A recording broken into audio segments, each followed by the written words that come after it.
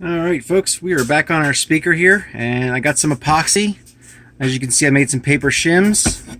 I don't know if you can see it too well. The epoxy is on the back of the crack there. I got some plastic epoxy. Now it sets in 15 minutes, so we're gonna have to kind of work quick on this one, but it's supposed to be apparently tan, which I didn't realize when I bought it, but I mixed some black paint in with it, so hopefully it'll be gray. But I'm going to start with putting a bead around the edge of this speaker cone, and then we'll put the rubber foam surround on. I'll let that set for its full half an hour, then we'll come back and do the outside of the surround, and then we'll put the paper gasket back on with probably just some wood glue. So let's get started before this stuff all dries up on me here. I'm going to use a Q-tip to apply it. Just a little light bead, don't need to be too much. Now, like I said, this is supposed to be tan, so hopefully the black paint doesn't affect the integrity of it, but I doubt it, because I just used a very little bit of black paint for the amount of epoxy I had. And this stuff is already kind of sticky, so hopefully it holds this cone and surround together pretty well. Wasn't a whole lot of options at the hardware store. A lot of super glues, a lot of wood glues, a lot of things that not really what I was looking for per se, but this stuff is looks like we're gonna have a little bit bleed under the surround and stick out, but that's okay. The more the merrier, I suppose, but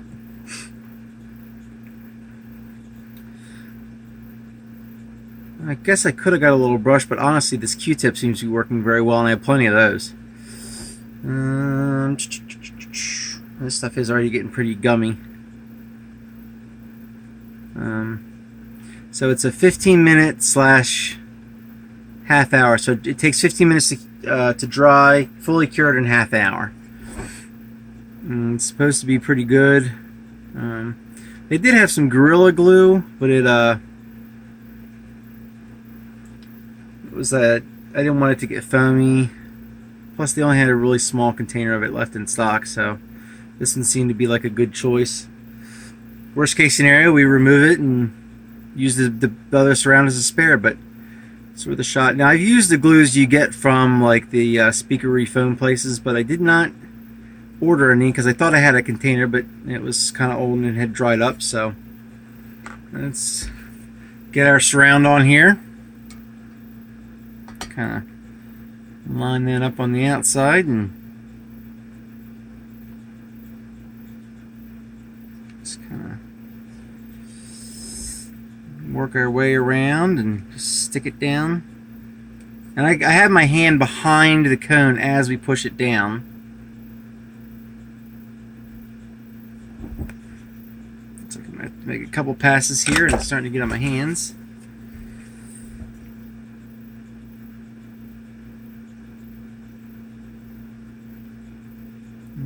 It's not sticking too much just yet, but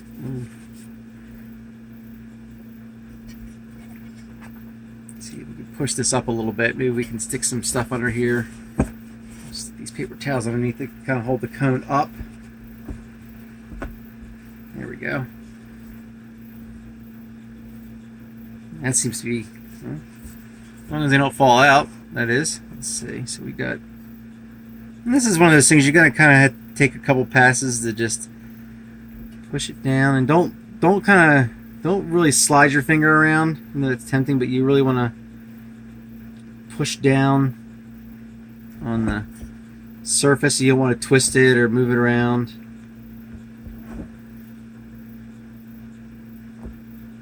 It's not really staying.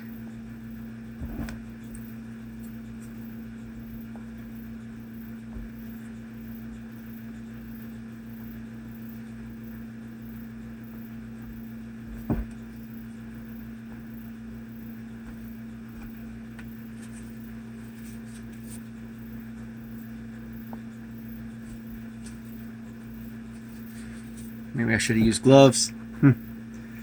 Alright, so I'm gonna and get this down on there.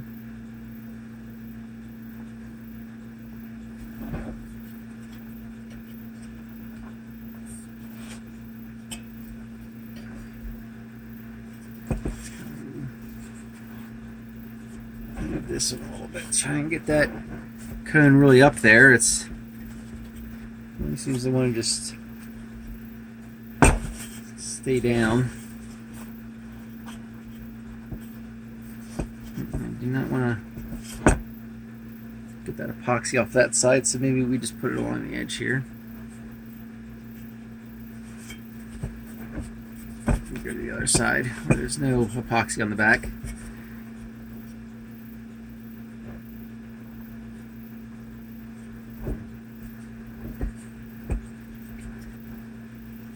I'll tell you one thing, this epoxy is sticky for sure. That's one good thing. It gets on your hand and it doesn't want to come off. Alright.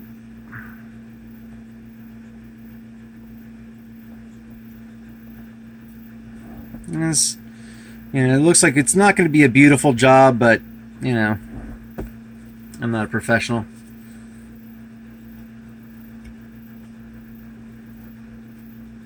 I don't want anyone to think I actually know what I'm doing here. This spot really does not want to stay down. It's like some spots want to stick and some do not.